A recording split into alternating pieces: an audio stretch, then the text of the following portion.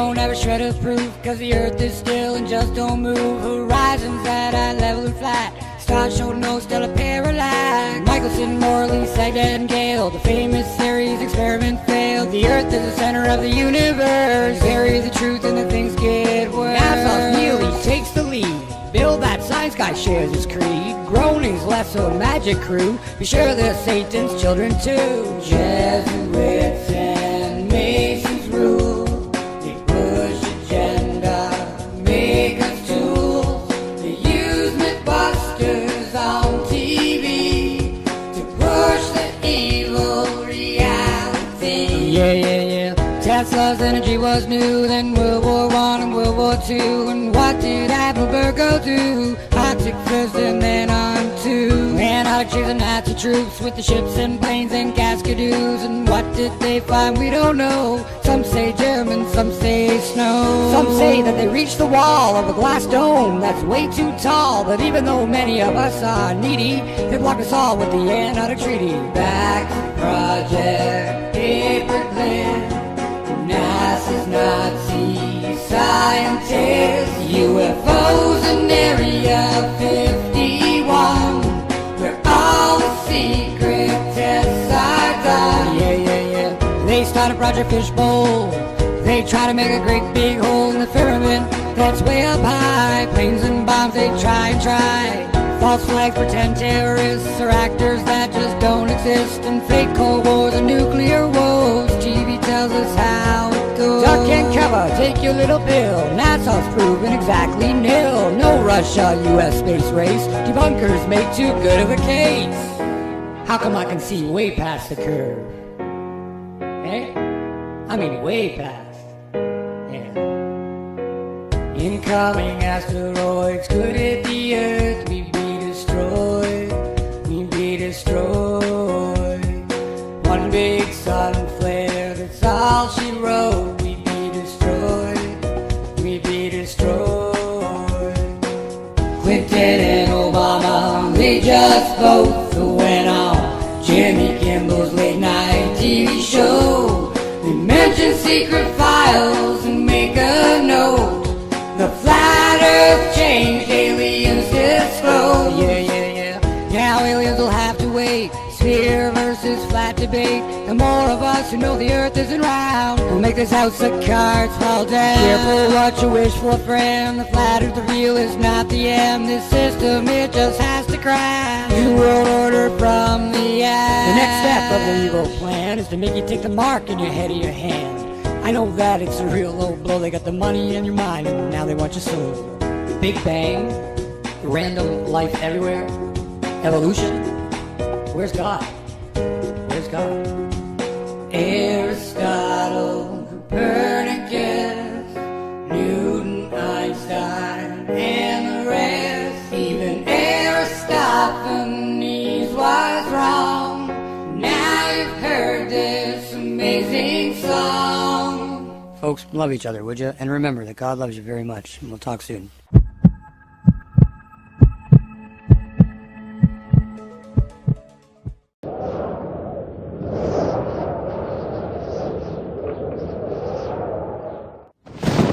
When I first heard this flat earth subject, I dismissed it without even giving it a second thought. But more recently, at the beginning of 2015, I ran across a few flat earth videos again. And while looking into the fake moon photos circulating around, I saw that people were claiming that the images from Earth from space were fake as well. Pretty soon the flat earth subject became viral online. And after looking at the Apollo missions one night and coming to the conclusion that they were nothing more than a huge con game, it jarred my memory about something. And for a very specific reason, I decided to look deeply into the flat earth without just dismissing it blindly as so many do. Why did I look into it this time?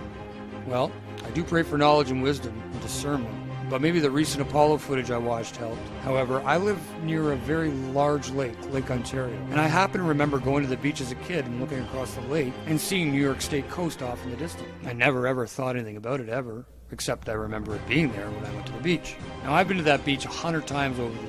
And once this topic gained more prominence in early 2015, the first video I saw explained the curvature of the Earth and what it's supposed to be in inches per mile. And it resonated with me because I remember that I could see clear across the lake to the other coast, something that broke all the sphere Earth rules. So with NASA fakery on my mind and the memory of seeing this coastline that supposedly was too far below the horizon for me to be able to see it due to the curvature of the Earth, I re-examined the flat Earth theory. And as unbelievable as it seemed, it started to make a lot of sense, especially since I did distinctly remember being able to see that far coast basically anytime I was at my local beach. And as I've said, I've been there hundreds of times over the years. But even so, I went back to the beach recently and stood at the shore. I looked south and guess what? I could see the New York State coastline just like I remember. Now I googled the distance and it was approximately 36 miles. I learned what the curvature of the Earth is supposed to be exactly at that distance, and according to the people that believe in the sphere, I found out that the coast should have been buried below my ability to see it by almost 900 feet. That part of the New York State coast had a top elevation of less than 300 feet, so that left at least a huge 600-foot discrepancy, and even more because I could see some of the height of the far shore. Was something really wrong with the reality that they've been selling us ever since we were born? Well, I ended up becoming a little fixated on proving or disproving the concept. And at first I truly thought disproving the flat Earth would be rather easy. I thought there had to be a reasonable explanation why I could see so far beyond the so-called curve barrier. I learned about light refraction and superior mirages. I learned about perspective and horizons. I learned about how our eyes work. I viewed dozens of similar experiences on YouTube. I listened to experts and people who thought they had logical but spherical explanations. In fact, I tried for a few months to debunk the concept and just couldn't. The more I looked into it, the more sense it made, and the less likely that the sphere model we've been spoon-fed since birth was a reality. It's just flat out wrong. And as more people shared their experiences and proofs online, it only added to my growing, pretty much unwavering belief that the world is not what we've been told. And learning about how our eyes work and how perspective work helps a lot with understanding sunrises and sunsets and ships disappearing hull first at sea and other supposed sphere Earth proofs. I can't say for certain what shape the Earth is or how big it is, or if there's an Antarctic ring or a barrier beyond it, or if it's an infinite plane.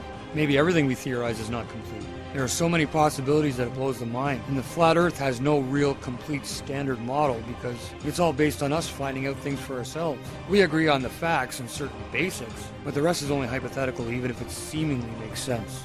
And as the evidence mounts for both the flat Earth and against the sphere, I wanted to create a special place where folks can learn and share what they've learned with other supporters. Differences of opinion are certainly going to come forth and should be expressed openly. But remember that the goal of my videos and their corresponding threads is to provide the opportunity to use each of us to learn and grow in any area that any of us has a problem in. If there is a thing you can't understand, then ask. Someone will have an opinion and we can go from there. If you have a point to make against what is considered an accepted flat Earth fact, please provide any relevant links or supporting proofs or videos. I am currently under the impression that the entire space program, even the low Earth orbit, and all that is there, is really just a sleight of hand trick by a group of illusionists that have swindled the public, the governments of the world, the media, and us into believing a lie. Everybody, a small group of corporations and cabals have almost complete control over the entire financial, educational, high-level governmental and media systems, leaving it up to real armchair scientists and normal people that can critically think and recreate experiments themselves to independently prove or disprove any accepted line of thought about our reality. Look, I ain't the smartest man on the flat Earth, but I ain't no dummy. I'm educated, and I never ever questioned or ever thought of an alternative to a sphere Earth until this year. It never entered my mind to question this part of our reality at all, ever. But now I question everything. I'm a Christian, and I think I see the big picture. Thanks for watching my video. If you'd like to see more proof against the heliocentric model and proof against the sphere, then make sure to subscribe to my channel. And if there's anything you disagree with, make sure you leave a note below explaining exactly why. Remember folks, follow the golden rule. God loves you. We'll talk soon.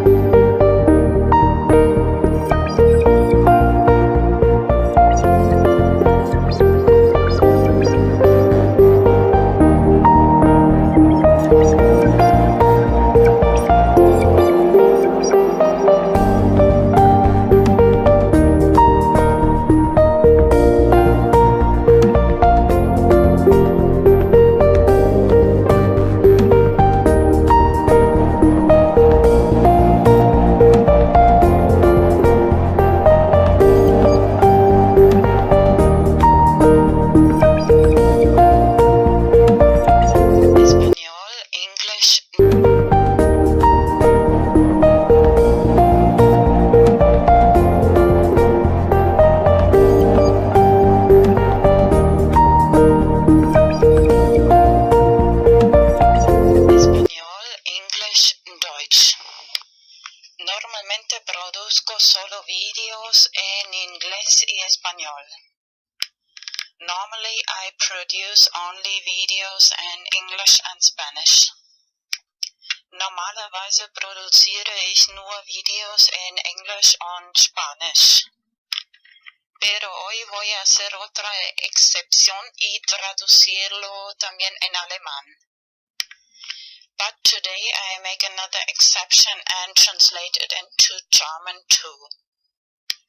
Aber heute werde ich nochmal eine Ausnahme machen und es auch in Deutsch übersetzen. Ya algunas semanas tengo escrito en mi lista de tareas por hacer de traducir el video hashtag BTC4. Now already some weeks ago I have written on my to-do list to translate the video BTC4, hashtag BTC4. Schon seit ein paar Wochen habe ich auf meiner To-Do-Liste geschrieben, den Video BTC4 in Deutsch zu übersetzen.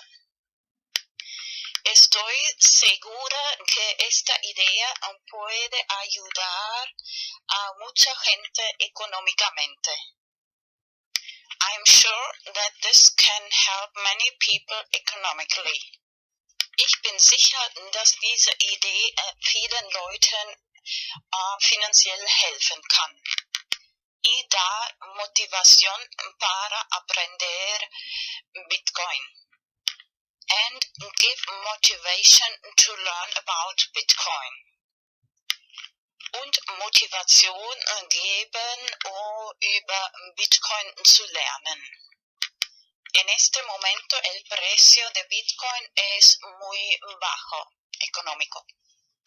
At the moment the price of Bitcoin is very low, economic. Im Moment ist der Preis von Bitcoin sehr tief. Sería el momento ideal para invertir. Hoy es el 15 de abril 2015. Would be the ideal moment to invest. Today is April 15th, 2015.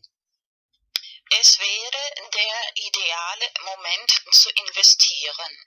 Heute ist der 15. April 2015.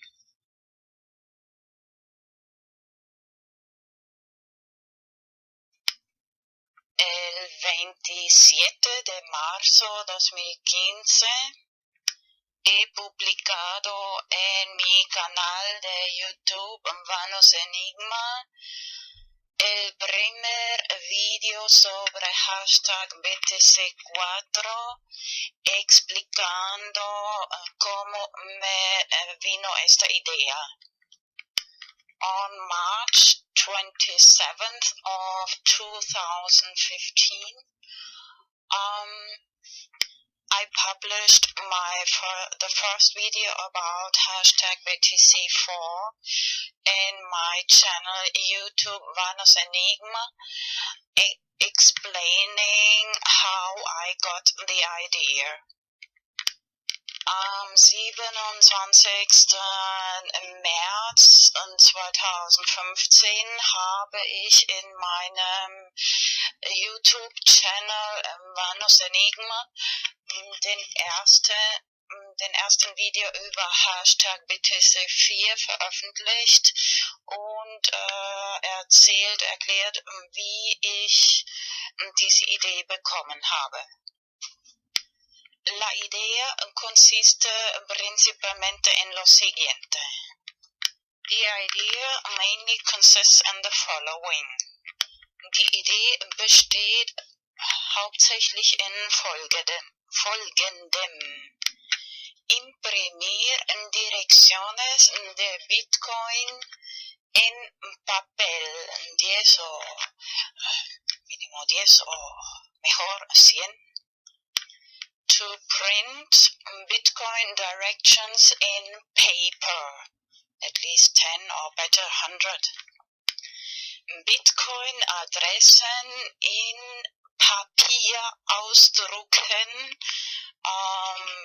Minimum 10 oder besser gleich 100, y luego poner en cada dirección de Bitcoin una pequeña cantidad de Bitcoin. And then put in every Bitcoin direction a little amount of Bitcoin. Und dann in jede Bitcoin-Adresse eine kleine Summe von Bitcoin transferieren. Y la próxima vez, cuando otra vez ves una persona por la calle pidiendo dinero, and the next time you see again a person begging for money on the street, und das nächste Mal, wenn du wieder eine Person auf der Straße betteln siehst, y para tus amigos y amigas, and for your friends of course, und für deine Freunde natürlich, o tal vez de propina en un restaurante, or maybe a tip in a restaurant, oder Trinkgeld im Restaurant. Bueno, a la hora de imprimir también copiar y guardar las llaves privadas de Bitcoin, de direcciones de Bitcoin. When you print the Bitcoin addresses, copy and save the private keys of the Bitcoin addresses, of course. Wenn man die Bitcoin-Adressen druckt, auch die privaten Schlüssel, Bitcoin-Address-Schlüsseln kopieren und speichern. Y a la hora de distribuir las direcciones de Bitcoin, escribir la fecha, por ejemplo, hoy es el 15 de abril 2015, escribir la fecha más plus 4 años, igual 15 de abril 2019. And then in the moment when you distribute the Bitcoin addresses, you write the date, for example today, April 15th, 2015, plus 4 years is April 15th, 2019. Und dann in dem Moment, wenn man die Bitcoin-Adressen verteilt, auf das Papier schreiben, das heutige Datum, zum Beispiel 15. April 2015, plus 4 Jahre ist gleich 15.04.2019. Luego vas a explicar a la gente, mira, esta es la llave privada, tú y yo la tienes.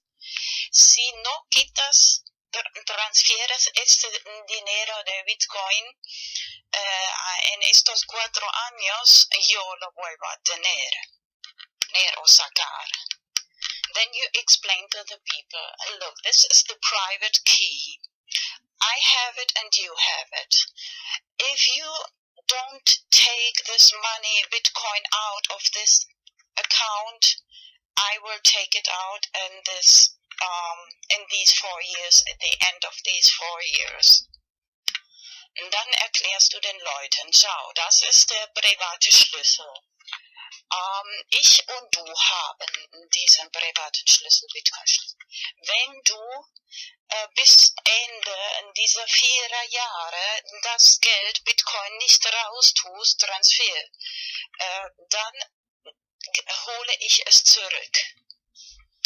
De esta forma das más motivación a la gente para empezar a aprender cómo funciona Bitcoin. This way you give more motivation to the people to learn how the technology of Bitcoin functions. Auf diese Weise gibst du mehr Motivation den Leuten zu lernen, wie die Technologie von Bitcoin funktioniert. En mi video antiguo.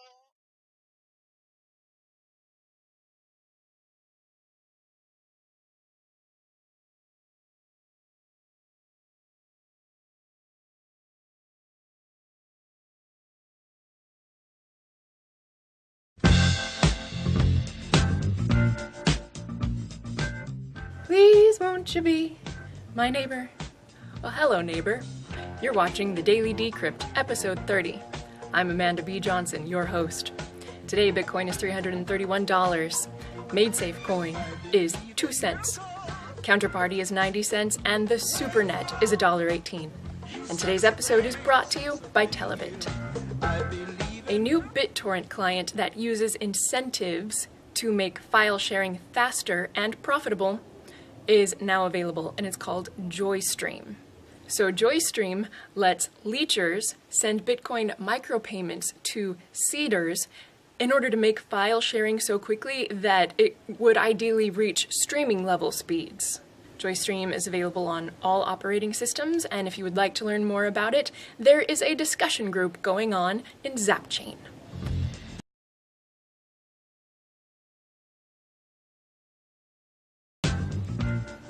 You may have heard of Dash, which is a cryptocurrency we've mentioned here on the Daily Decrypt a few times, most especially regarding masternodes. And in case you're wondering what masternodes means or how all of it works, like for example, DarkSend, which is how masternodes anonymize Dash payments, or Instant X, which is how masternodes can guarantee almost instantaneous confirmations, Dash has been kind enough to put out this video series, which you may find educational in case you were curious. And I just like when people put out videos to replace the sort of like, oh, here's a 20-page long wiki that we have written here that you will never read because it's boring and dry. So if you were ever curious, as some people are, in that Dash masternodes get paid, there you go. Have you ever heard of Wolfram Alpha?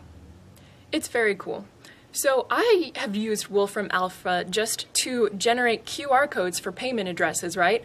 And so I've just typed in the address, like for example, my Bitcoin tip address, like here, and then QR, and then code, and I press enter, and voila bazam, it makes a QR code for me. But I just discovered today that you can do a lot more than make QR codes on Wolfram Alpha. It calls itself a computational knowledge engine, which is apparently markedly different from like a search engine, and you just plug in questions that you have and it uses like special things to give you answers, for example, about things like chemistry and history and math and physics and even games and all of these things. And so if you are a data head, which I suspect some of you might be, I think you would get a never-ending braingasm by visiting Wolfram Alpha, so I just wanted to tell you about it. There is a government-run television channel in the Netherlands called VPRO, and earlier this month they released a 50-minute documentary called The Gospel of Bitcoin. And I've seen a clip of it, and the clip was to my liking, but I hear from a lot of others who have watched the full thing that it is definitely worth a watch. Apparently it features Roger Ver, Bitcoin Jesus, quite a lot, but unlike a lot of other crypto documentaries, it also features interviews with people who think that Bitcoin is the devil. And so it's supposed to make for an interesting sort of, counter argument, asks the viewer who's more credible, that sort of thing. And so if you were looking for a documentary to curl up with this weekend, there you go. How annoying is it when the weather forecaster tells you to expect rain and you cancel your tailgate party or your beach party or whatever, and then it doesn't rain? Could more accurate weather predictions be made if people predicting that weather had to put their money where their mouth is? Maybe. And the gambling site WebBet is betting on it. WebBet is a place where you can gamble Bitcoin, Litecoin, and Dogecoin to make weather predictions for any of 5,000 plus cities across the globe. And if you're right, you get paid. And so I have a flash vision of a future in which a site like WebBet is potentially more accurate in predicting the weather than some clickbaity website like weather.com or something. We recently received a tip in Monero from Twitterer Leo Treasure. Hey, thanks, Leo. And out of curiosity, we went to the Monero blockchain to see what our tip looked like on the blockchain, right? Because like I've told you already, Monero uses CryptoNote and view keys to like do all of these things where it obscures transactions on the blockchain, but I was like, I've never even looked at the Monero blockchain. I should look at it. And so I plugged my payment address into moneroblocks.eu and it gives me an error. Like you cannot search people's transaction histories by addresses on the Monero blockchain. So that in and of itself, I was like, oh wow, that is kind of private. So I actually have to open my Monero wallet to pull out the transaction ID, which only Leo and I know. And I plug that into the Block Explorer. And it did bring up the transaction, and you know what it told me? Like, almost pretty much a whole lot of nothing, right? Like, I don't know Leo's address that he sent from. It didn't show my address either, and it did not even show the exact amount that he tipped us. And so I was just kind of blown away by that. And turns out people whose favorite crypto is not even Monero, like Peter Todd, for example. Peter Todd tweeted recently that he uses Monero to launder his Bitcoins. Like bada bing, bada boom. Useful for all, regardless of what your favorite crypto is. So thanks, Leo, and thanks, Monero. And the Latin American Bitcoin Conference is coming up in Mexico City on December 4th and 5th. And guess who got press passes? This one, and also a cameraman. And we will be there covering it on those days, and so you can look forward to that. I know that I am. And good vibes to the people at Telebit who have been our sponsors this week. I think it's a good way to tell the usefulness of something if the person who's hawking it and trying to sell it to you actually uses it themselves. And that's what the Telebit people did when they reached out to us about sponsorship. They paid us using the Telebit bot. And so that's neat. If you would like to learn how to use it on your own Telegram account or just how to use it on your Android device, visit telebit.org. And speaking of bots, remember to subscribe to the Daily Decrypt so that a Google bot can email you every time we release a video. I love bots. I love robots. Have a good weekend. I believe in miracles. Hey everyone, welcome. Are we having fun at DevCore? This is so amazing. One of the things I love about this space is that I just keep learning. Like every single day I learn something new about Bitcoin, and at least once a week my mind is blown. So that I had that experience again today, listening to some of these presentations. Now I wanted to talk about security today, and if you listen to the trolls on Reddit, I don't know anything about security. So I decided instead I'll talk about parenting. Because I don't have any kids, so you know, if I'm going to talk about things I don't know, I might as well start there, right? You know, parenting has changed a lot.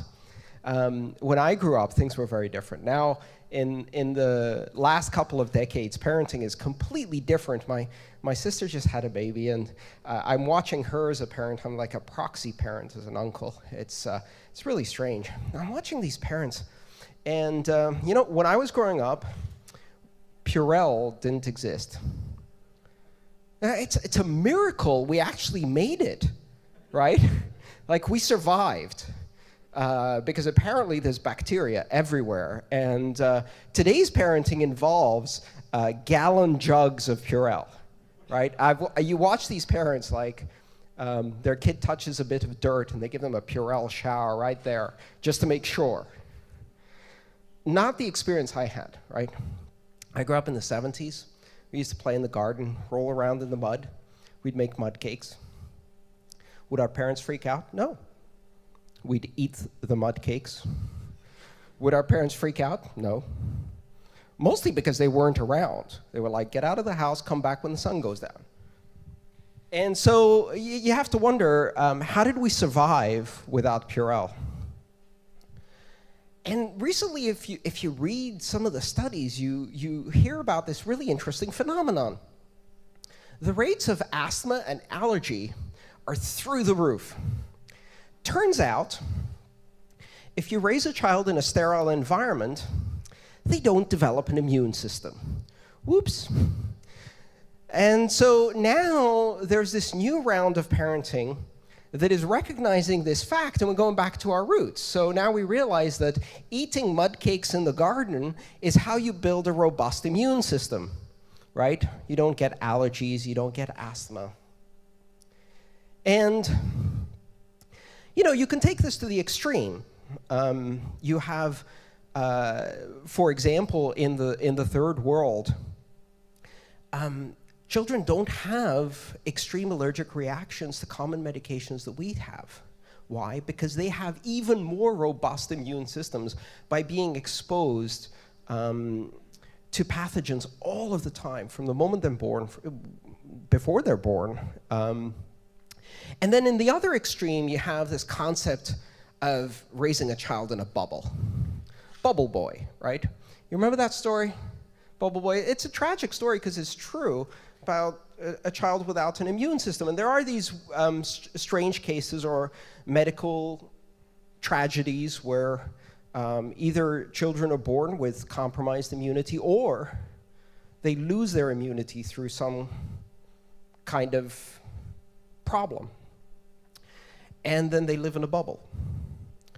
And you have to be wondering, what the hell is this guy talking about right now? I thought this was going to be a talk about security and Bitcoin, and here we are, we're talking about bubble boys and eating mud cakes. There's a point to this. Hang on.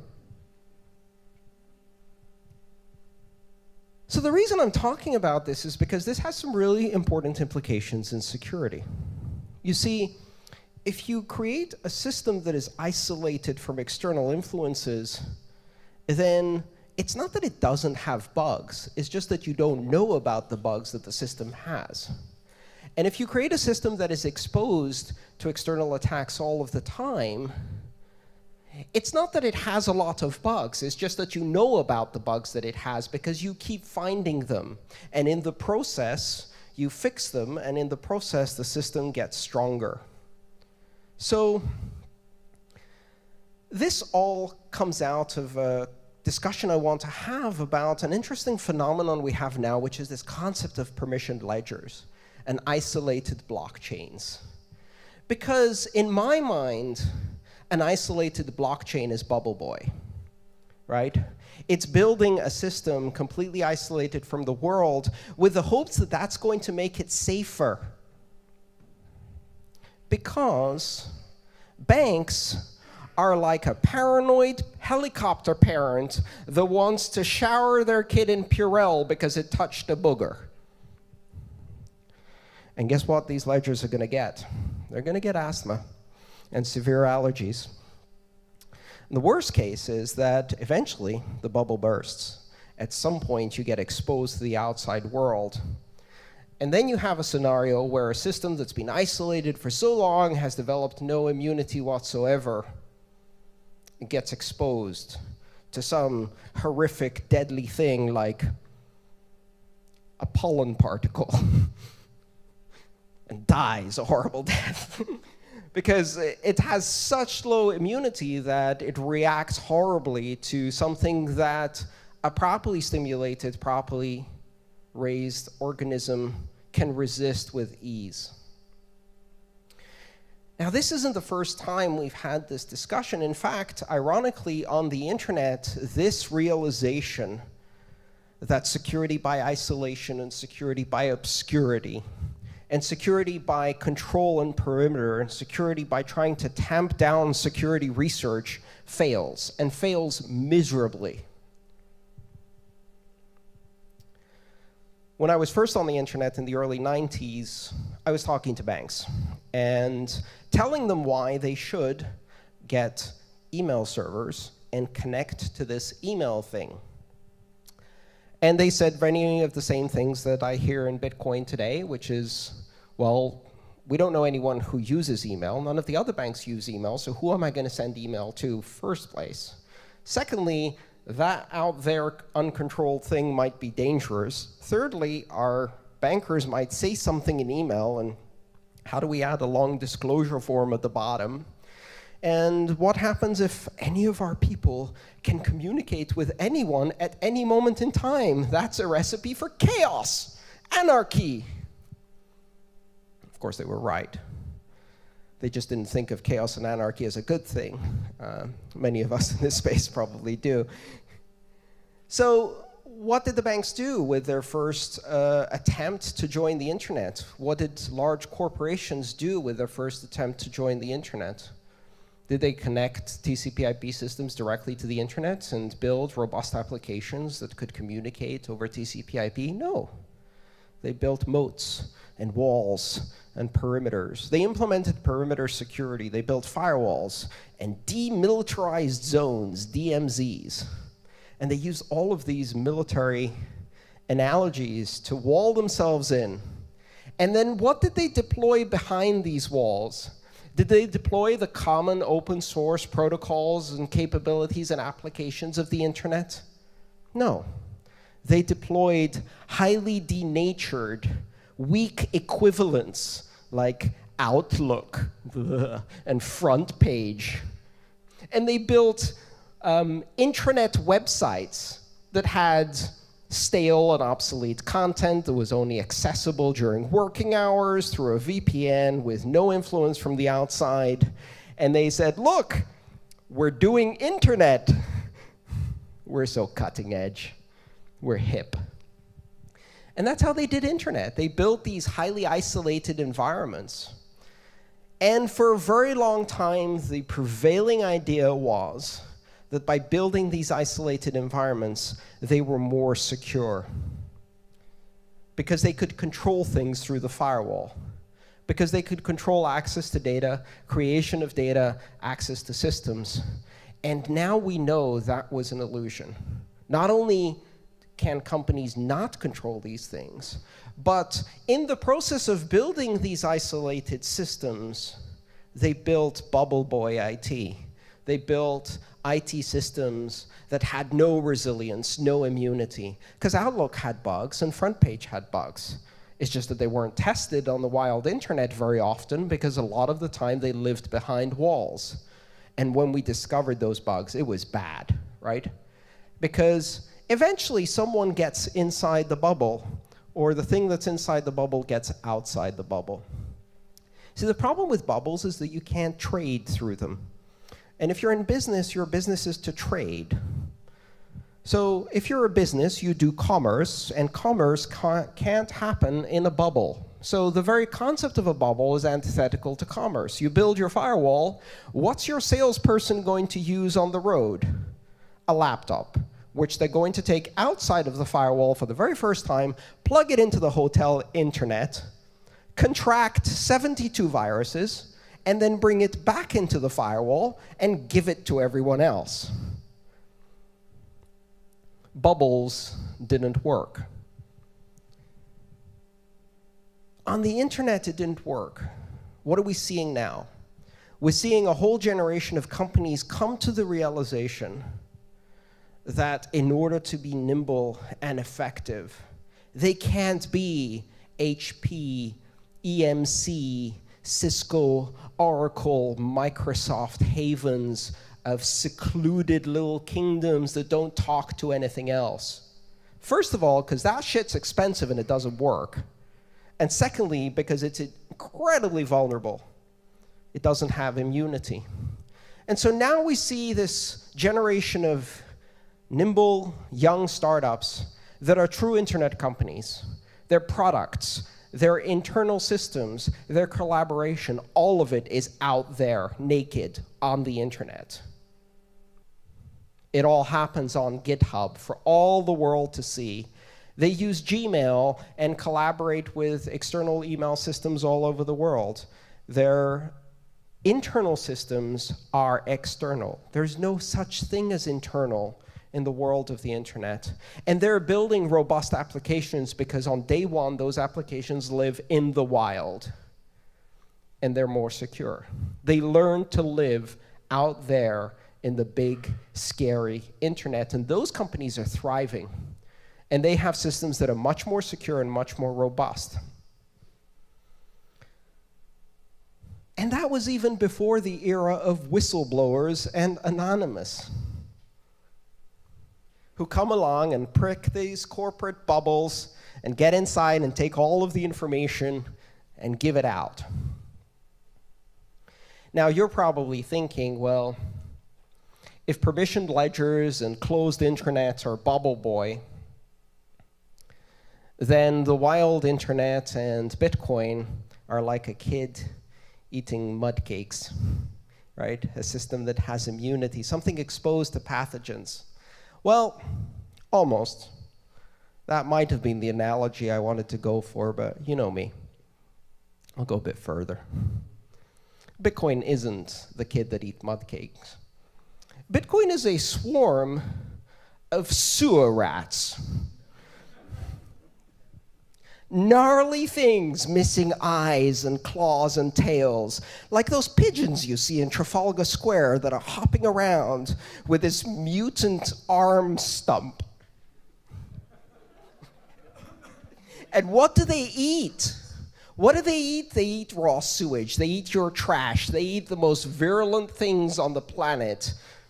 There is nothing in this world that has more strength in its immunity system than a New York rat or a pigeon or even, God forbid, a squirrel. Those things are horrible. And so a rat is not going to have allergies. It's not going to sneeze because of a bit of pollen. This thing is already carrying 3 variations of the plague, and it shrugs it off. And that's exactly what Bitcoin is. Malleability, attacks, DDoS, out there in the open. Port 8333, come and get me. And is anybody trying? Hell yes, everyone is trying for 6 years. The best and the brightest, the meanest and the most malicious are throwing everything they can at this deformed swarm of sewer rats out there, these 6,000 nodes that are listening, and God knows how many other nodes that are exposed to the vagaries of the wild internet, and it survives. So what do the banks do? They're going to build bubble boy blockchains. They're going to build permissioned ledgers. Do you think permissioned ledgers suffer from transaction malleability? Hell yes, they do. Do you think altcoins suffer from transaction malleability? Hell yes, they do. They just don't get those things fixed, right? And neither will the permissioned ledgers. And that's just one of the thousands and thousands and thousands of bugs and weaknesses and weird exceptions and edge cases that we're going to find while living out there in the wild. And we're going to build this incredibly robust system, which is already taking shape today. I mean, beyond the idea that you could have a decentralized consensus system, the idea that that decentralized consensus system could actually survive for 6 years is kind of ludicrous. And the only reason the banks have now gone to the point of thinking about permissioned ledgers is because they finally reached the stage of bargaining, the 3rd stage in the 5 stages of grief for the industry they're about to lose. They start with denial. And the basis of denial is, well, this thing isn't going to work. It's going to die any day soon. And it doesn't. And then they say, well, it's just silly money and it doesn't have any value. Until it does. And nobody else is going to play with it except that they are. And serious investors won't possibly put money in this except that they did.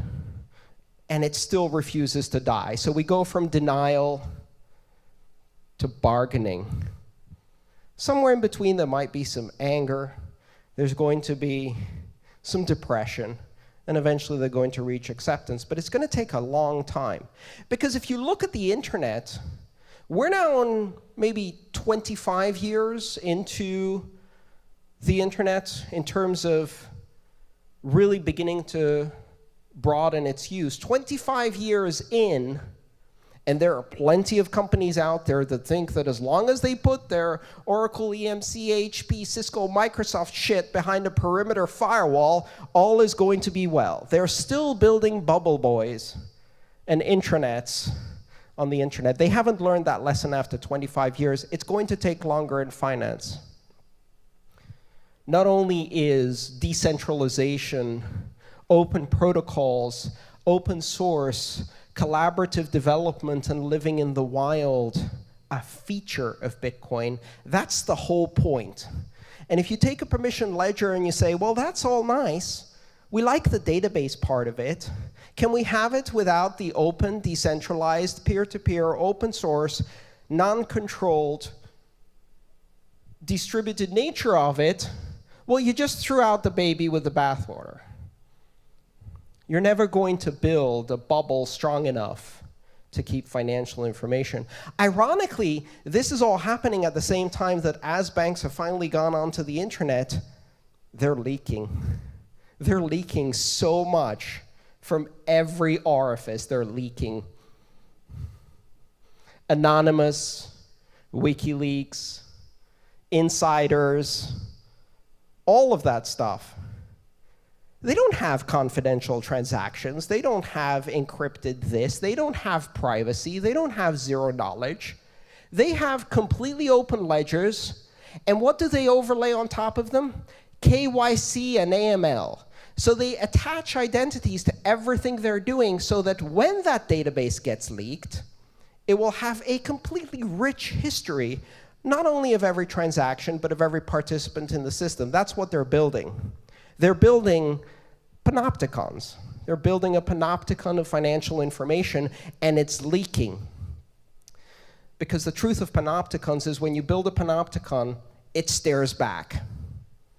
And when it's the internet that's staring back, that's 4 billion eyeballs.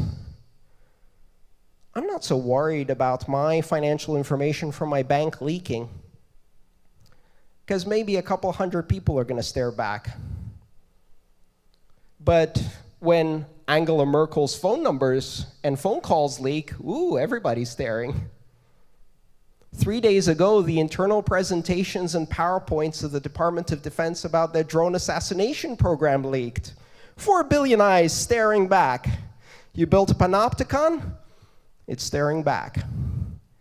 And so the real question we should be asking about permissioned ledgers is, do you really want to put KYC AML on Bubble Boy?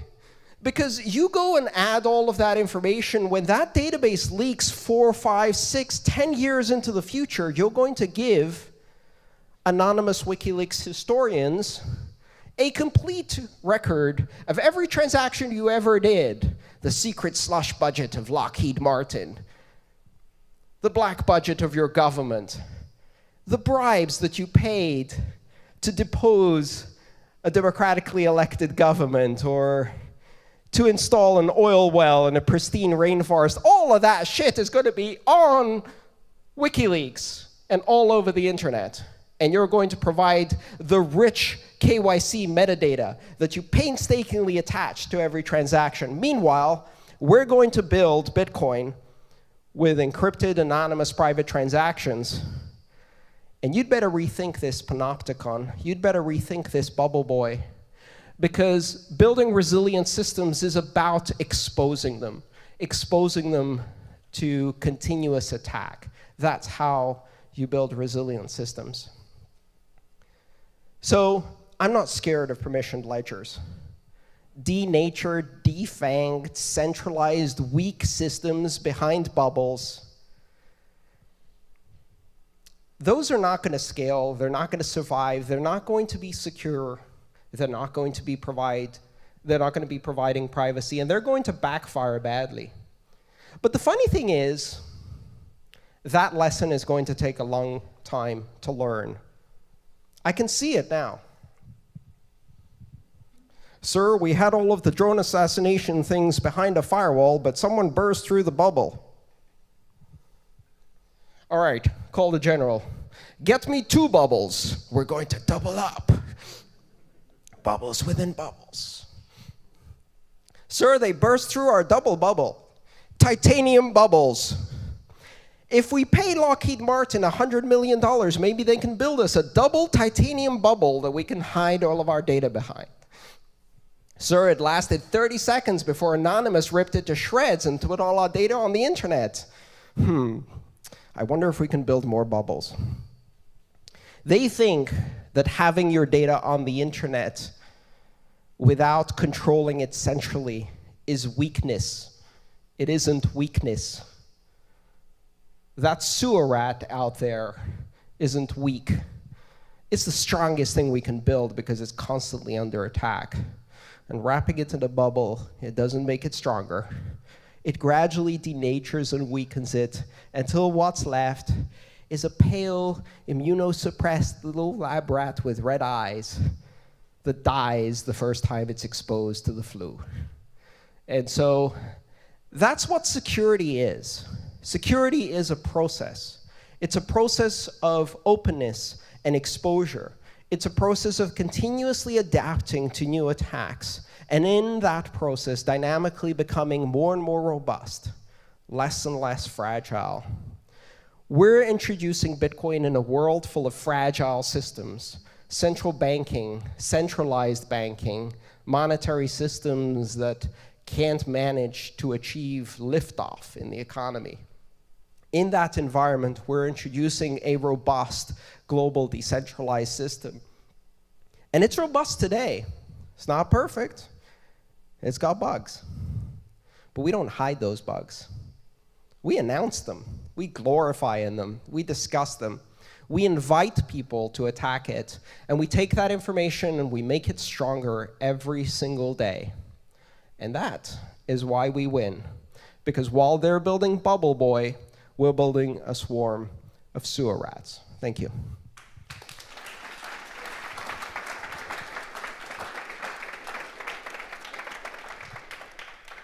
So I'm happy to take questions from the audience. We have quite a bit of time, so please go ahead. Andre.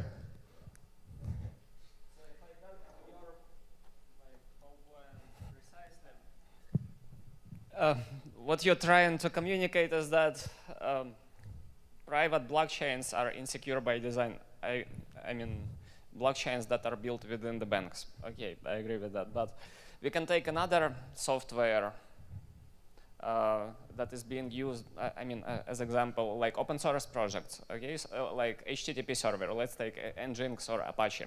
It's being used by big corporations like Google, Oracle, whoever, including banks that have a lot of private information. And so what prevents the banks from taking open source grown copy of the Bitcoin code and launching it inside? Well, I'll tell you what stops them. I think here's the problem. What happens if you take Apache and you install it in a bank and you put it behind an intranet and you use it internally? I'll tell you what happens. You fall behind on the patches. You stop doing vulnerability tests. You stop exposing it to external vulnerability tests that you didn't order, that just came your way. Okay, so and as you do that, it gets denatured. It gets weaker and weaker and weaker and weaker until eventually you're running Apache, but it's 3 versions behind. It's vulnerable to anything, and someone comes in, pricks through the bubble, breaks through the perimeter, and takes that Apache for a ride. And that's because you weren't under pressure to live in the wild. And when the pressure goes away, so do the standards. I would be happy to see Bitcoin as the one world currency, and you probably know that I've also been working towards this direction during the last 5 years or so. But meanwhile, we have big banks and corporations existing within the countries. And Google is a good example of like using a lot of open source software and using it properly, right? Do you agree with that? Yes, So and most of their stuff runs pretty much out there. So It while has to. while we have not yet shifted to like completely decentralized anarchist-like picture of world with only one currency, we will have the banks. And Bitcoin solves some problem for them. I mean, private blockchain solves problem of synchronizing transactions between the branches, like not losing transactions and so on. So they have a choice either to like not solve this problem or try to apply this solution. They have a lot more choices than that. I mean, just today, Greg was talking about Liquid, which is a sidechain for doing exactly that between exchanges. Now, where are exchanges today? Today, they run a MySQL database that stores entries for the account value of every customer. We saw what happened with Willybot and Gox with that particular issue, right? This is an incremental improvement. Now, how does that differ from a permissioned ledger? Well, the main difference is that if you think Citibank is going to run their permissioned ledger on internet-connected machines and open to everyone to scrutinize, you're sorely mistaken. What they're going to do is they're going to hide it behind a tall wall, and they're going to run it among their 5, 6, 7, 8 Bankly friends. And what that's going to do is it's going to mean that that software is going to be weak, and it's going to get weaker because all of the lessons we're learning in the wild won't get applied there until a whistleblower runs a little Trojan and malleates the transactions of their running exchange, and then they're going to have a bit of a problem. Okay, I got your idea. What I was trying to say is that as long as big institutions still exist, they will hold some amount of private information inevitably about their customers, right? And they, since blockchain solves some problem for them, they will be using it. And they really have a choice to either use open source developments, like launch a copy of Ethereum within their network, or try to build something own. So we'll have two like worlds of blockchains again, like commercial blockchains built by Microsoft and open source blockchains built by open source community. And both will be used by large organizations. It's not like... Yeah, absolutely. I mean, we are going to live in a, thank you. We are going to live in a world with a lot of diversity. We are going to have completely closed systems that are permissioned ledgers that have so little decentralization functionality that effectively all they are is three-phase commit on top of a database with audit logs. And instead of having audit logs in a log file, they have audit logs based on Merkle trees and hashes. That's not innovation. That's 20-year-old technology applied in a slight twist to what they're doing now. And on the other end of the scale, you're going to have completely open systems, open source systems. You're going to have sophisticated cryptography. And we're mostly going to be living on that end. Now, if that's the environment and that's the competitive landscape, that's great. I mean, because that's an environment in which not only can we win with Bitcoin and with other technology, or rather, it's not a matter of winning, it's a matter of building robust solutions that have use and value for people all around the world, that change the world. That's something we can do. You know, I'm not worried about competing against the Microsoft blockchain. You know, you described Bitcoin as an army of sewer rats. But I'm going to disagree. I think Bitcoin is a single sewer rat. And because of that, it's vulnerable. The sewer rat is named Bitcoin Core. If we really want to be an army of sewer rats, we have to have more implementations so that if one rat dies, the army remains. You know, I don't think you will find a single core developer who will ratify the idea that the best approach is to have only one implementation. I think the real difference is that implementing more than one implementation and creating software diversity on a consensus-sensitive system is something that's never been done before, and it's bloody difficult because you have one bug and you get the May 2013 26 block fork because of Berkeley DB, which wasn't even part of the consensus rules. I think if you look at the development roadmap of Bitcoin Core, you'll see that there is an enormous effort underway with libconsensus and libsep 256K to modularize and isolate the elements that are consensus important and to make those available for libraries for other implementations. And there are other implementations. Year 6 is a toddler right? And so already there are 3 or 4 competing implementations that are fairly good and are able to keep up in some ways. Is it still very much a monoculture? Yes. We still have some biodiversity issues. But I don't think anybody wants that. It's just they recognize that it's very difficult to move away from that in a system that is consensus critical. Okay, question. Michael. How much of it is a question of competence? I mean, looking at operating systems, iOS is a lot more secure than Android, and that kind of breaks down your analogy. I don't think it's a matter of competence. I think, well, it depends on how you define competence. If you think of competence simply as an internal and intrinsic attribute of a single person, then perhaps, but competence isn't to me an attribute of a single person, it's an emergent aspect of a team or collaborative behavior, right? Competence is not you writing code alone. Very few people can exhibit competence across scale and time as coders. Competence and quality of code is something that emerges from the collaboration of many people, because the area that I have competence in is different from the area that you have competence in. And if we're sharing, then there will be someone out there who will notice the one thing that I missed. And so I don't think that's really the case. I think, what is the issue with Android? I think the fundamental difference between Android and iPhone is not about code quality or security of the underlying code. It's about the difference that iPhone runs on 20, 25 different platforms, if you take all of the versions of iPhones that exist out there. And Android runs on 500 different platforms by different manufacturers, all of which create subtle variations. It's a matter of uncontrolled diversity in a system. And there is Android that is extremely good, and there is Android that is extremely bad, whereas with iPhone, it's a much narrower band of higher quality. That's a specific choice to align hardware, software, quality control services under a single umbrella, and that works in some cases, but it also slows down innovation.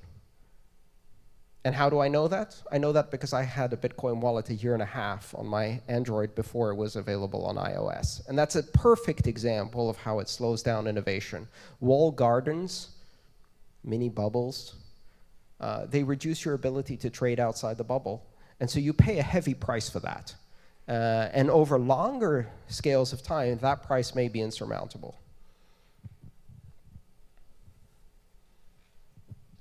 I love the sewer rat analogy. That's awesome. And the helicopter parent, that's equally awesome. Still trying to wrap my head around how the sewer rats see the helicopter parents and how they relate to them and whether they ignore them completely and they live under and go the about crib. their business.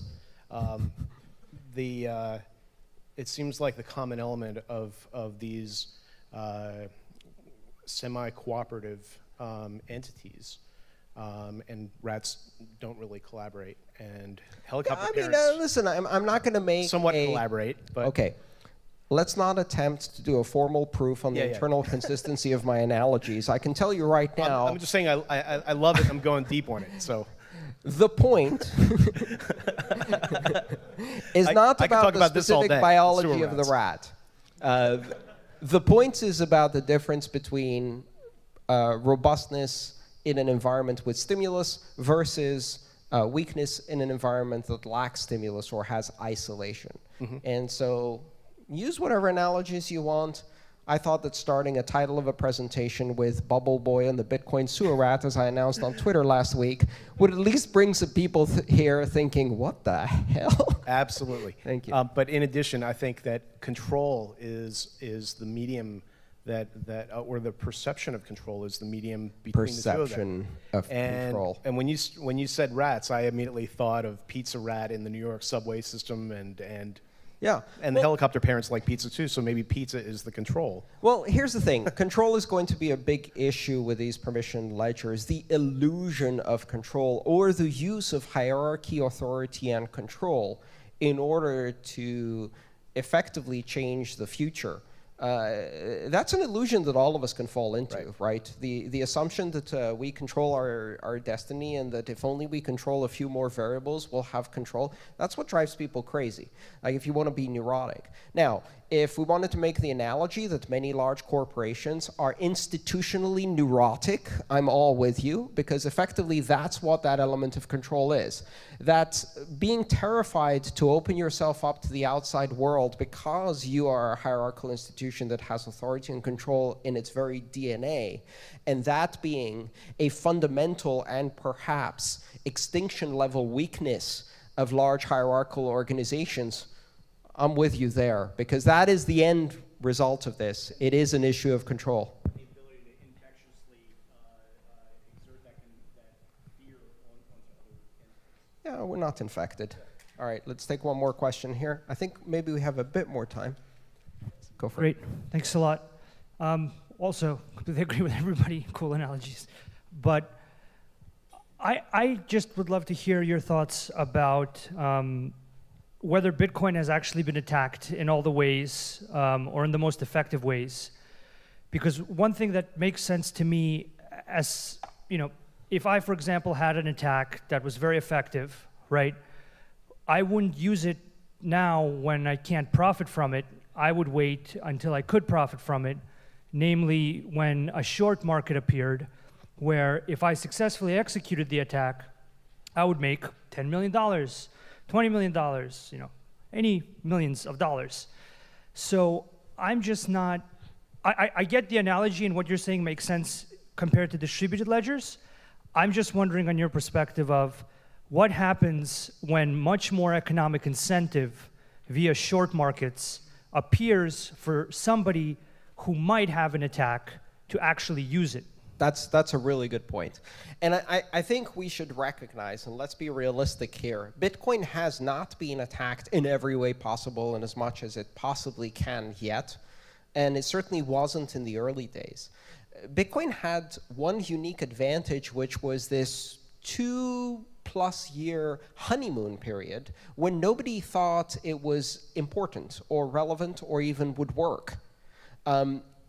If at that time people had attacked it, it was much weaker, right? There were some horrific bugs in the early days, right? And there are plenty of core developers here who can talk about some of the hilarious things, like, for example, being able to create Coinbase with billions and billions of Bitcoins in them. Oops. You know, some of the validation rules slipped through blocks that had infinite coins in them, and many other bugs. We got a honeymoon period then to fix the most egregious bugs. And we still have a honeymoon period now, because here's the hilarious thing. Most of these banks, most of these large organizations in finance, most of the central banks, they look at Bitcoin the way Walmart looks at a lemonade stand.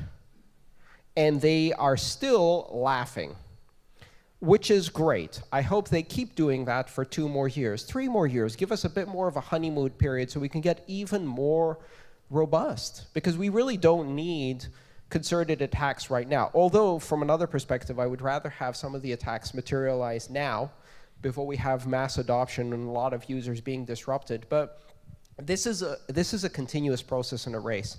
The real issue here is the time scale, right?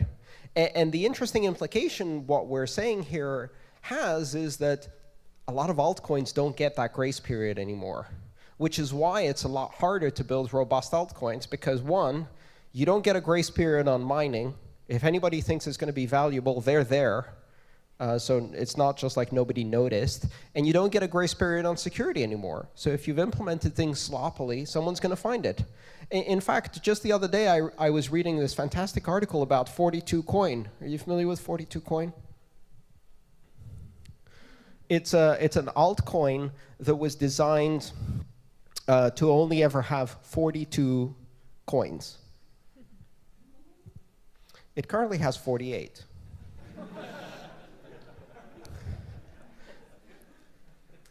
It would have taken 2 lines of code to constrain the mining algorithm so that after the initial process of mining the first 42 coins as promised, it stopped. And in fact, several people noticed that this was missing from the code, and they wrote to the developer who had since abandoned the project. And so nobody patched it, and nobody upgraded these systems because they were really running in an isolated environment and not really participating in a real economy. So nobody fixed them, and then coin 43 was mined. And at that point, you have an existential crisis for this altcoin because it's no longer a 42 coin. This is going to keep happening, and it happens because there's not enough people interested in fixing the bugs. You know, this is the other, the flip side of this idea. It's really hilarious to me when you talk to companies and you say, hey, how about you open source your code? And they say, oh my God, if we do that, people are going to see it, and they might use it without paying us. And the hardest thing to explain to a company that's doing software is, you wish people would see it and use it. Most likely, if you open source your code, like the other 700,000 projects on GitHub, no one will give a shit, and no one will use it. And you will not create a community. If you actually manage to get people to see it, use it, and create a developer community around it, congratulations, you're in the 1% of projects that have achieved that. It is a rare and difficult achievement. And in fact, Bitcoin has succeeded more in that than any of the altcoins, or, to go back to my previous analogy, any of the permission ledgers would ever hope to have when they close themselves down from external scrutiny. Do you want to pass it to the person next to you, please? Thank you. Okay, so I really like sewer rats too, and I see them in New York City scurrying around the subway, and maybe they could survive a nuclear apocalypse or something more than the bankers up above, but they're also living in muck and dirt in these little small passageways, while the bankers up above have huge buildings, and they also have a lot of power, and they could go live in Bermuda. Their bubbles give them a lot of ability. I'd like Bitcoin to have a lot of power too. How did the sewer rats get power? Well, here's the funny thing. 650 million years ago, there was a big lizard species, or a series of big lizard species on this planet. And they were big, and they were proud. And they tromped around, and they stomped around. And they usually stopped on little furry mammals that were scurrying among the tree trunks below them. They didn't pay much attention to them, but guess what? They died, and the little furry things became us, and we won. So don't underestimate the little furry mammal among the trees, because someday meteors happen. And here's the thing. When the dinosaurs see the meteor, they go through the same process of the banks seeing Bitcoin. They look up and they go, well, that's not happening. That can't be real. And then they start screaming at it. So to me, the banks at the moment dealing with Bitcoin, the ones that have begun to realize what is happening are now braying at the meteors, trying to make them stop falling on their head. And you can't really do that. Don't underestimate the tiny, scrappy little incumbent, the little competitor scurrying around the tree trunks, because eventually they become the dominant species. And remember where and how the internet developed in the beginning. Because I went into phone companies and did presentations explaining to them why they needed to address and understand and adapt to the threat of decentralized communications. We didn't call it that then, but TCP/IP. And you know what they did? They laughed. They laughed at the internet. These massive companies like AT&T. And in my case, I went to the Greek national phone company, OTE. It doesn't really exist anymore. Fell apart. But they laughed at the idea of the internet, because the idea that through this messy process of decentralized routing, where you drop packets all the time, that's not a bug, that's a feature. Dropping packets, it's messy, it's nasty, that this could actually compete with these carefully constructed hierarchical systems of these global spanning copper and increasingly digital networks, it was completely laughable. They went off and designed ISDN and said, ha, better than the internet, it can do video conferencing. The internet can't scale to do video conferencing or voice or any of those things. Fast forward 20 years, now they're running their entire voice network on top of the internet. Things change much faster than we anticipate, and the power and scalability of decentralized systems and the robustness of systems that initially appear to be messy and sloppy, like the internet was, can often surprise. But what doesn't or shouldn't surprise you is the hubris of those who think that the little scrappy competitor won't amount to much. All right, I'll take one more question, and then we'll wrap it up. Thank you. There you go. Alan Turing and Enigma demonstrated that no form of cryptography, any form of cryptography can eventually be broken. All through history, when you had Navajo and various types of cryptography, there was always something that nobody imagined that would crack it. Do you believe that to be true or not? Yeah, absolutely. All forms of cryptography can be broken. All forms of cryptography are eventually broken. That is a truism. Including that behind Bitcoin? Including that currently behind Bitcoin, yes. The question again is timescale. You see, the real secret of the Enigma was the secret of the broken Enigma. The reason Bletchley Park was successful in essentially winning World War II, at least for the North Sea and the British forces, was because they managed to hide the secret of breaking Enigma. Because what would have happened if the secret that they broke Enigma leaked? Enigma would have been improved and changed. And the damage that they had managed to cause, which at that point was complete and systemic capture of all of the cryptographic communications of the Germans, would have been contained. And so they would only be able to capture the Enigma machines that hadn't yet upgraded. Isolation was the downfall of that system, because by definition it had to be isolated. So the lesson we need to learn is, we expect cryptography to be broken. We expect every system and subsystem within Bitcoin eventually to be weakened.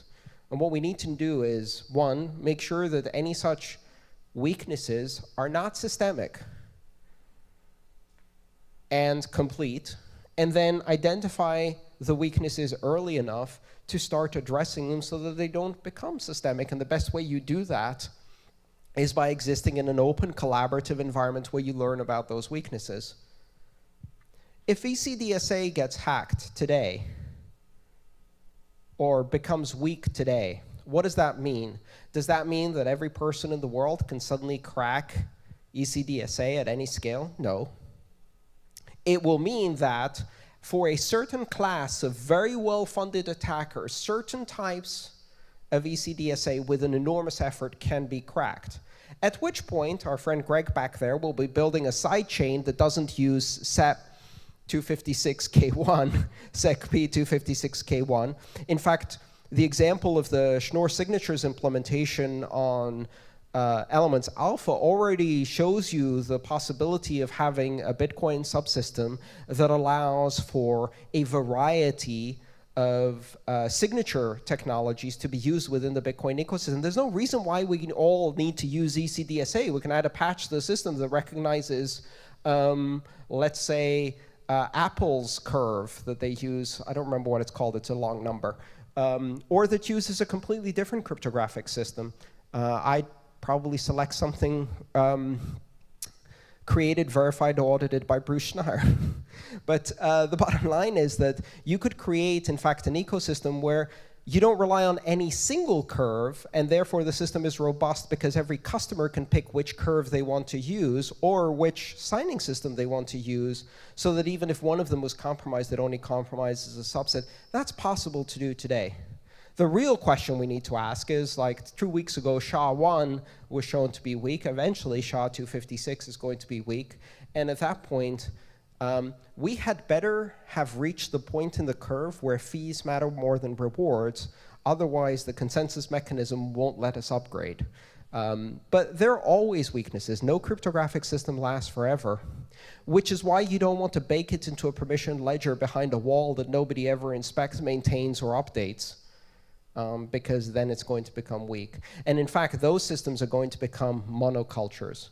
They will lack security biodiversity, to use the term strangely, but they will lack the diversity required. Bitcoin is not very diverse today, but it is getting more diverse and will continue to get more diverse and more robust. All right, thank you all. Appreciate your time, and thanks so much for coming.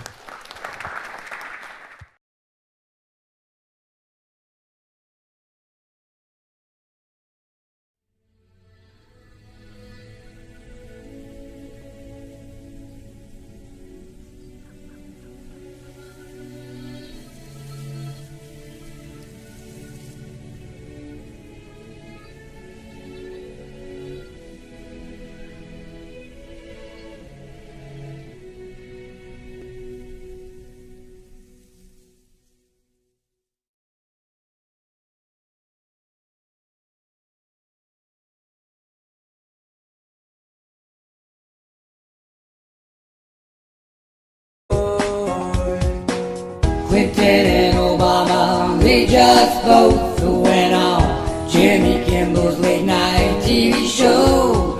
They mention secret files and make a note. The flat earth changed, aliens disclosed.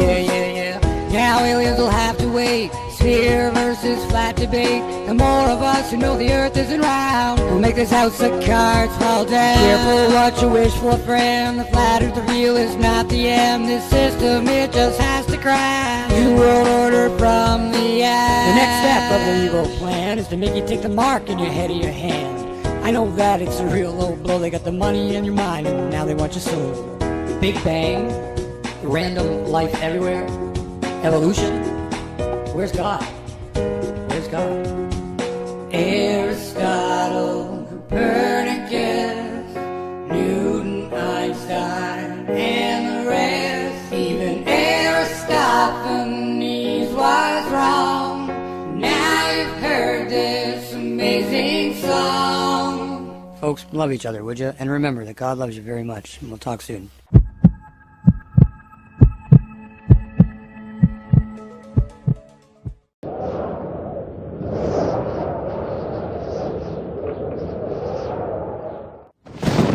When I first heard this flat earth subject, I dismissed it without even giving it a second thought. But more recently, at the beginning of 2015, I ran across a few flat earth videos again. And while looking into the fake moon photos circulating around, I saw that people were claiming that the images from Earth from space were fake as well. Pretty soon, the flat earth subject became viral online. And after looking at the Apollo missions one night and coming to the conclusion that they were nothing more than a huge con game, it jarred my memory about something. And for a very specific reason, I decided to look deeply into the flat earth without just dismissing it blindly as so many do. Why did I look into it this time? Well, I do pray for knowledge and wisdom and discernment, but maybe the recent Apollo footage I watched helped. However, I live near a very large lake, Lake Ontario, and I happen to remember going to the beach as a kid and looking across the lake and seeing New York State coast off in the distance. I never ever thought anything about it ever, except I remember it being there when I went to the beach. Now, I've been to that beach 100 times over the years. And once this topic gained more prominence in early 2015, the first video I saw explained the curvature of the Earth and what it's supposed to be in inches per mile. And it resonated with me because I remember that I could see clear across the lake to the other coast, something that broke all the sphere Earth rules. So with NASA fakery on my mind and the memory of seeing this coastline that supposedly was too far below the horizon for me to be able to see it due to the curvature of the Earth, I re-examined the flat Earth theory. And as unbelievable as it seemed, it started to make a lot of sense, especially since I did distinctly remember being able to see that far coast basically anytime I was at my local beach. And as I've said, I've been there hundreds of times over the years. But even so, I went back to the beach recently and stood at the shore. I looked south and guess what? I could see the New York State coastline just like I remember. Now I googled the distance and it was approximately 36 miles.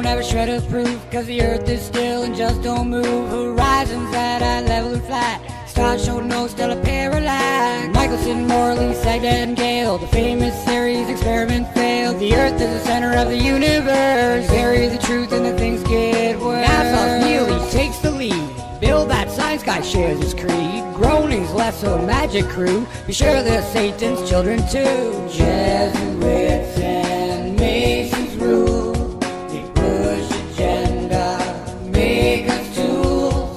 They use Mythbusters on TV to push the evil reality. Yeah. Tesla's energy was new, then World War I and World War II. And what did Heidelberg go do? Toxic first and then on to Antarctic trees and Nazi troops with the ships and planes and cascadoos. And what did they find? We don't know. Some say German, some say snow. Some say that they reached the wall of a glass dome that's way too tall. But even though many of us are needy, they blocked us all with the Antarctic Treaty. Back to Project Paperclip, NASA's Nazi scientists, UFOs in Area 51, where all the secret tests are done. Yeah. They start a Project Fishbowl.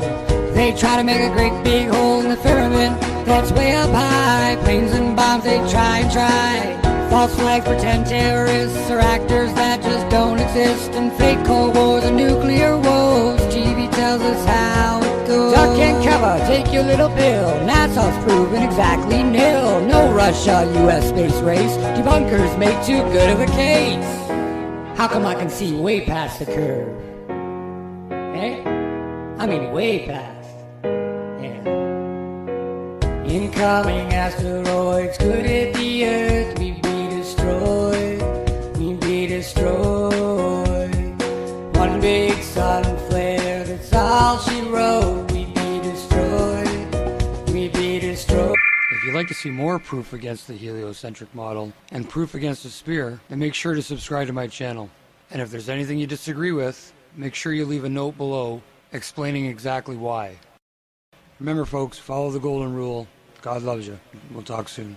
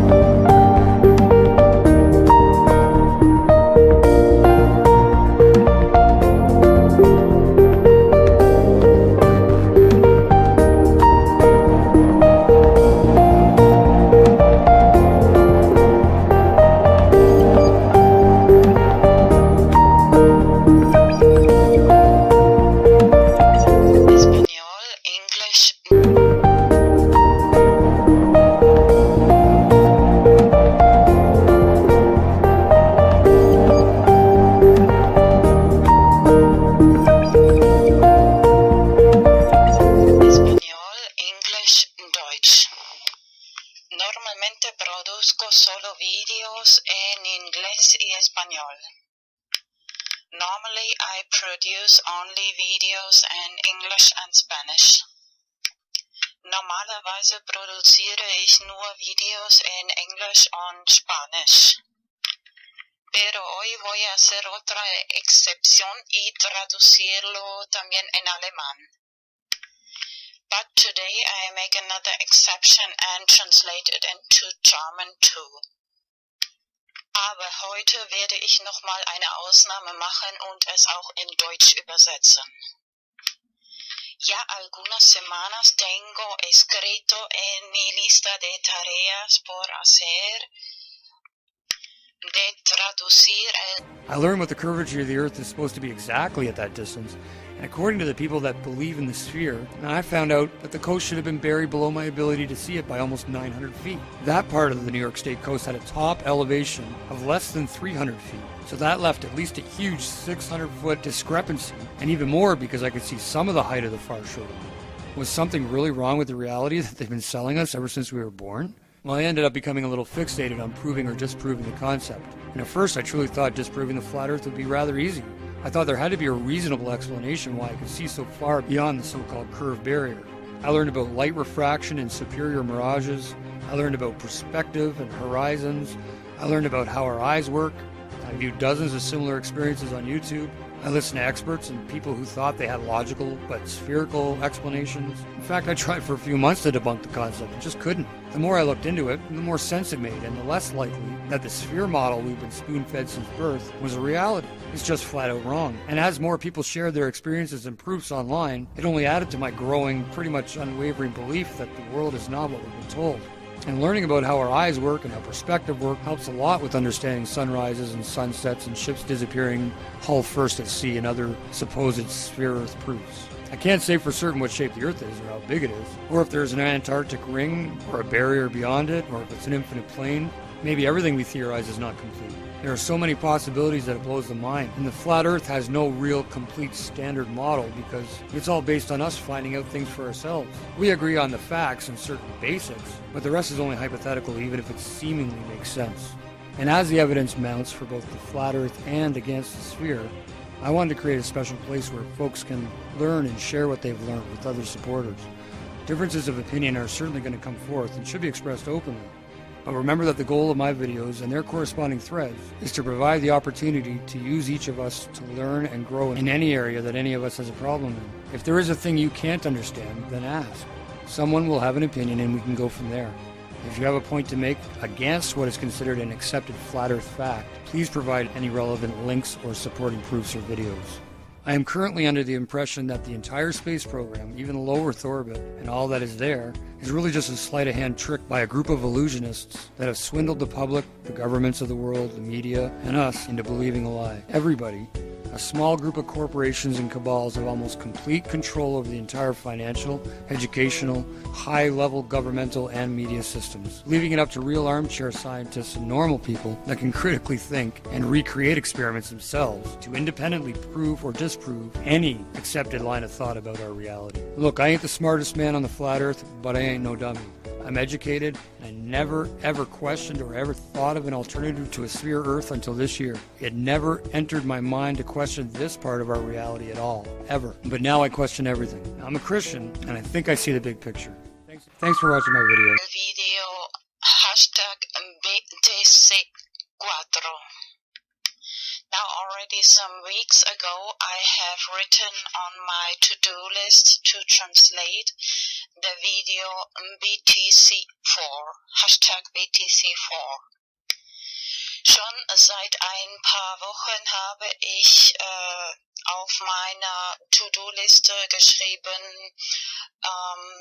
den Video BTC4 in Deutsch zu übersetzen. Estoy segura que esta idea puede ayudar a mucha gente económicamente. I'm sure that this can help many people economically. Ich bin sicher, dass diese Idee vielen Leuten finanziell helfen kann. Y da motivación para aprender Bitcoin. And give motivation to learn about Bitcoin. Und Motivation geben, um über Bitcoin zu lernen. En este momento el precio de Bitcoin es muy bajo, económico. At the moment the price of Bitcoin is very low, economic. Im Moment ist der Preis von Bitcoin sehr tief. Sería el momento ideal para invertir. Hoy es el 15 de abril 2015. Would be the ideal moment to invest. Today is April 15th, 2015. Es wäre der ideale Moment zu investieren. Heute ist der 15. April 2015.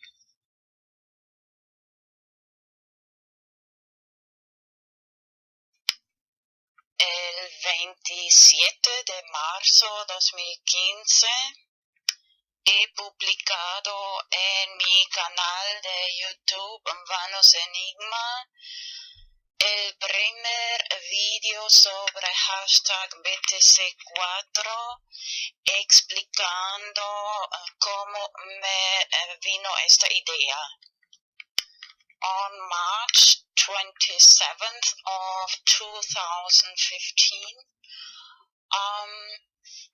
I published the first video about hashtag BTC4 in my channel YouTube Vanos Enigma, explaining how I got the idea. Am 27. März 2015